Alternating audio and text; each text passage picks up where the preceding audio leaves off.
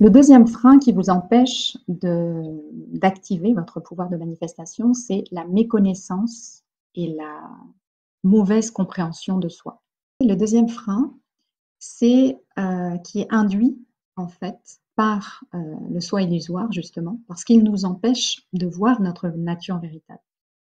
Notre nature véritable, en réalité, qu'est-ce que c'est? C'est notre soi sacré, c'est notre soi divin, c'est notre étincelle divine en fait en nous, d'accord? Et c'est pas le soi illusoire qui nous est vendu entre guillemets par l'ego. Et la mauvaise connaissance de soi, elle est en fait l'ego nous plonge dans une certaine confusion, dans un manque de clarté, comment je pourrais dire, dans le chaos même parfois. Donc on n'y voit plus clair, on ne sait plus vraiment qui on est ou on ne sait pas vraiment qui on est. On a du mal à identifier ses talents. Souvent, on est dans le syndrome de l'imposteur, on ne se sent pas légitime. On a des difficultés à définir sa vision, à définir des projets de cœur. Et on vit à contre-courant, donc c'est ce que je disais, j'aime beaucoup cette expression-là, c'est-à-dire à l'encontre de notre véritable nature. Parce que, je vais en reparler dans le troisième point, mais le fait d'être à contre-courant comme ça, c'est de lutter tout le temps, d'être tout le temps dans la lutte, dans la pénibilité. Et ça, c'est vraiment, ça entraîne vraiment, c'est vraiment une énergie de basse vibration qui nous entraîne dans des émotions désagréables et difficiles et qui nous empêche d'être justement dans notre plein potentiel. Donc on a des difficultés quand on n'a pas une bonne connaissance ou une bonne compréhension de soi-même, on a des difficultés à prendre des décisions qui sont justes et alignées pour soi. Donc soit on est dans la procrastination parce que justement on n'arrive pas à se décider, soit on prend des décisions et puis après on est dans les regrets, ou alors on se pose des questions parce qu'on se dit est-ce que j'ai pris la bonne décision, pas la bonne décision. Moi, je sais que pendant longtemps, le fait de choisir, c'était un véritable déchirement pour moi parce que j'avais l'impression que si je choisissais une option plutôt qu'une autre, je perdais irrémédiablement quelque chose. Et que voilà, il y avait comme une sensation de perte qui était vraiment très difficile pour moi à assumer. Et donc, pendant longtemps, le fait de devoir prendre des décisions, c'était vraiment synonyme de quelque chose de très difficile. Et donc, ça entraînait souvent de la procrastination. Alors, des fois, c'était juste pour des choses très basiques, hein, comme choisir un restaurant, choisir un repas dans un restaurant. Voilà, c'était vraiment quelque chose de difficile pour moi. Alors, je vous raconte même pas des décisions voilà, importantes. Oui, apprendre à choisir avec le cœur. Et justement, l'exercice que tu viens de nous donner, moi, je trouve que ça aide énormément quand tu as des choix à faire comme ça, à prendre du recul.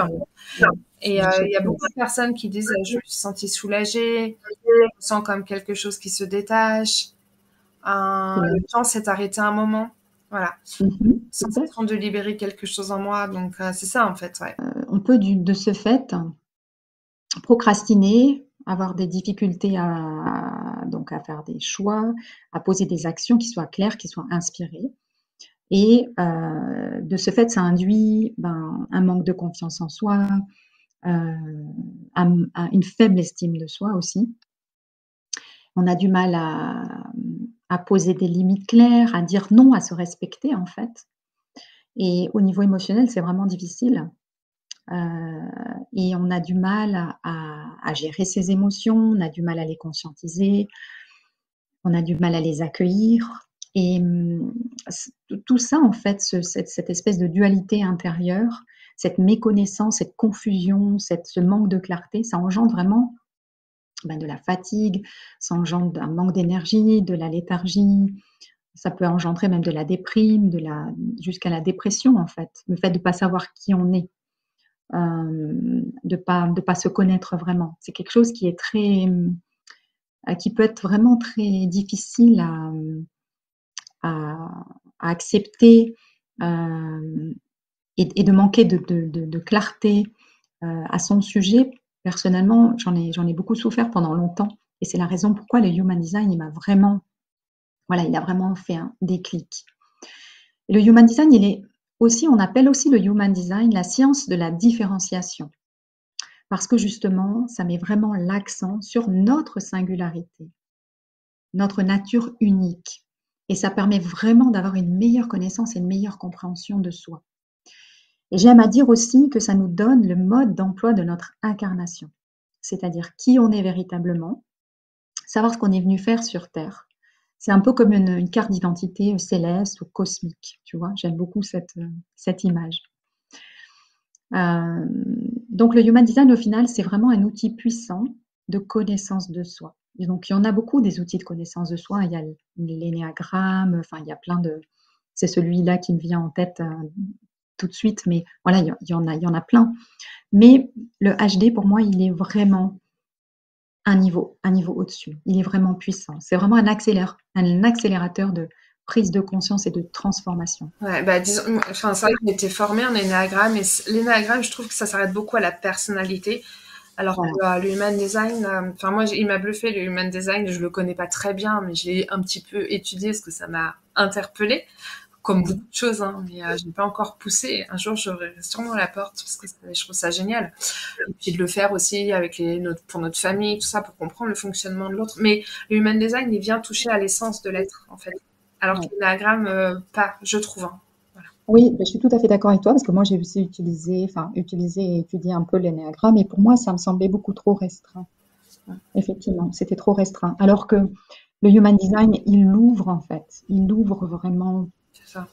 au-delà de ça, au-delà du mental et il est vraiment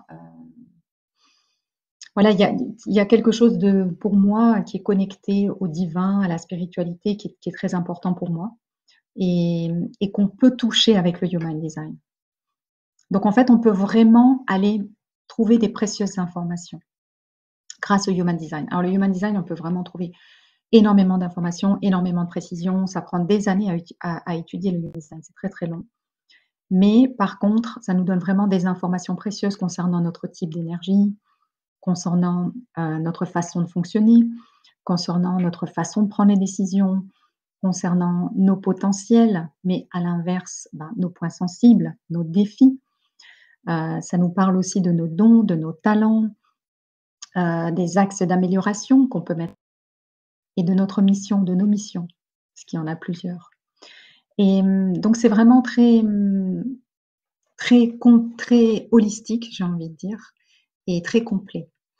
Le seul bémol que je mettrais ici, c'est que justement, il y a tellement d'informations, c'est tellement riche, c'est tellement vaste qu'on peut s'y perdre, Donc, pour moi, il est important, surtout pour un profil 3-5 comme moi, c'est vraiment important, c'est l'expérimentation. Le 3, c'est vraiment l'expérimentation.